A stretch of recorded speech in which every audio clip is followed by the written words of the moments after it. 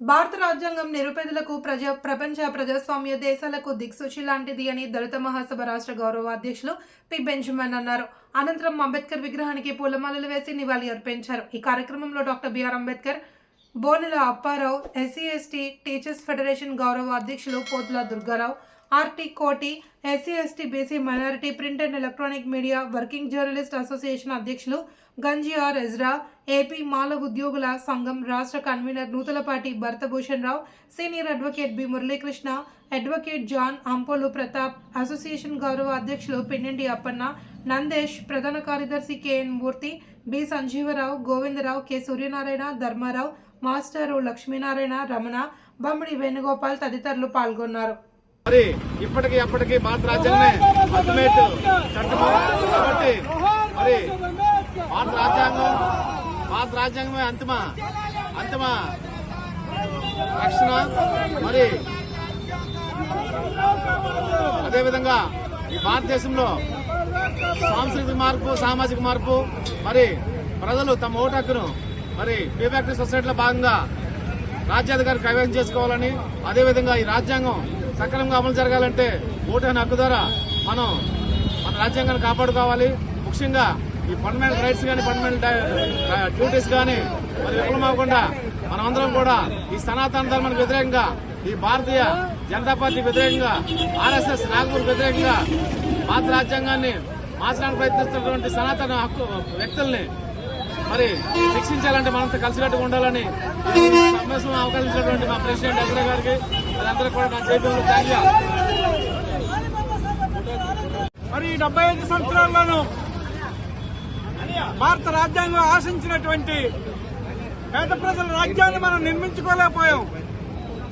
పేద ప్రజలు బ్రతకలేని పరిస్థితిలో ఉండగా మనవాదులంతా ఈ దేశాన్ని దోసుకుంటూ ఉన్నారు.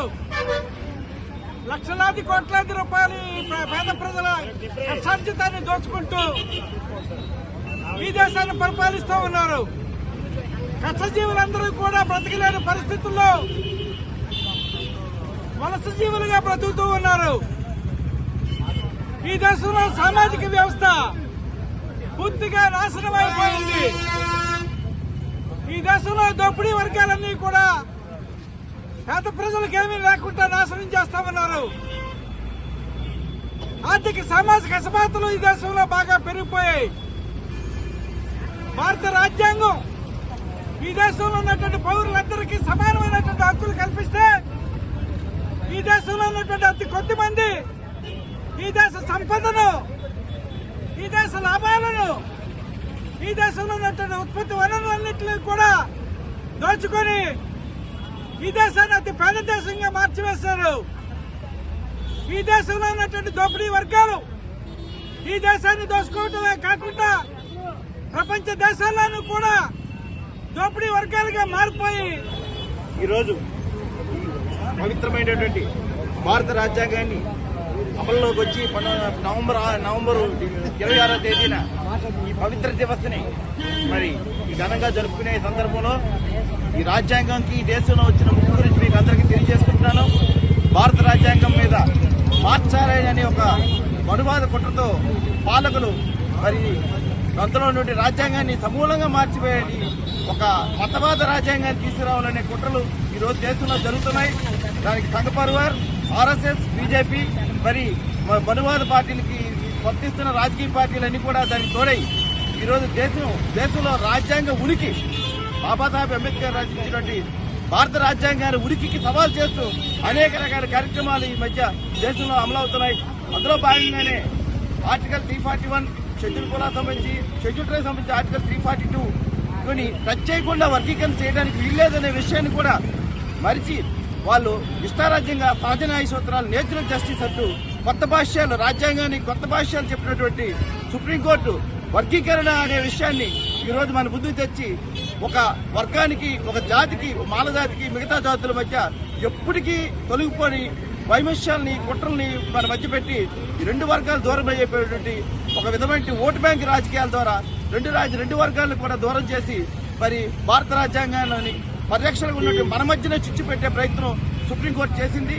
ఈ విషయంలో మీ అందరికీ తెలిసిన విషయాలే కాబట్టి ఈ ఒక్క విషయమే కాదు, ఆర్టికల్ 370 మరి జమ్మూ కాశ్మీర్ విషయంలో కానీ, బాబ్రీ మసీద్ విషయంలో కానీ, మరి ఇవన్నీ కూడా వరుసగా ఏవైతే రాజ్యాంగం ద్వారా పౌరులకు సంబంధించి ఇచ్చినటువంటి హక్కుల్ని మరి భావ ప్రకటన స్వేచ్ఛ దగ్గర నుంచి ప్రతి విషయంలో కూడా ఒకటువంటి రాజ్యపరమైన హింసని, రాజ్యపరమైనటువంటి ఒత్తిడిని, ఒక రాజ్యపరమైనటువంటి తొక్కివేతను అనేటువంటి ప్రజా ఉద్యమకారులపైన, ప్రజా సంఘాలపైన, దళిత సంఘాలపైన బలవంతంగా వాళ్ళు ఫోర్స్ఫుల్ గా వాళ్ళు చేస్తున్నటువంటి దాడులను మనమంతా ముక్తంగా ఖండించి బాబాసాహెబ్ మనకు అందించినటువంటి అద్భుతమైన రాజ్యాంగాన్ని ఈ ప్రపంచంలో ఎక్కడ ఏ దేశంలో కూడా లేనటువంటి మానవ హక్కులని ప్రొటెక్ట్ చేసేందుకు పీడిత తాడిత వర్గాల కోసం నాయకత్వాన్న రాజ్యాంగం రాసి నేటికి 75 ఏళ్లు పూర్తిగా వస్తూ ఉంది.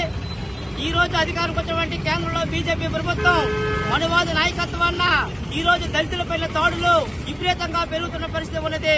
వాళ్ళకి భద్రత లేని పరిస్థితి కూడా కనిపిస్తూ ఉన్నది. దాంతో పాటు విద్య, వైద్యం రంగాల్లోన వెనుకబడే పరిస్థితి ఉన్నది. ఉపాధి అవకాశాలు సన్నగిలుతున్నవి. ప్రైవేట్ రంగం విస్తృతున్న పరిస్థితుల్లోన వాళ్ళకి రిజర్వేషన్లు కల్పించవలసిన బాధ్యత ప్రభుత్వాల పైన ఉన్నది. కానీ కల్పించిన పరిస్థితి కూడా ఉన్నది. దీంతో పాటు ఈ రోజు జమిలీ ఎన్నికలను తీసుకొచ్చి ఫెడరల్ వ్యవస్థను నాశనం చేసే విధంగా ప్రయత్నాలు అనేది సాపకేజీ నీరులాగా ప్రయత్నాలు చేస్తున్నారు.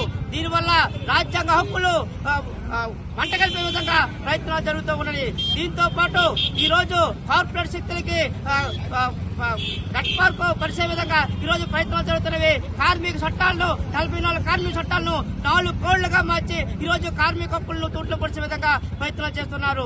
వేరే ప్రభుత్వ రంగ సంస్థలంతా ప్రైవేటీకరణ చేసి కార్పొరేట్లకి సంపద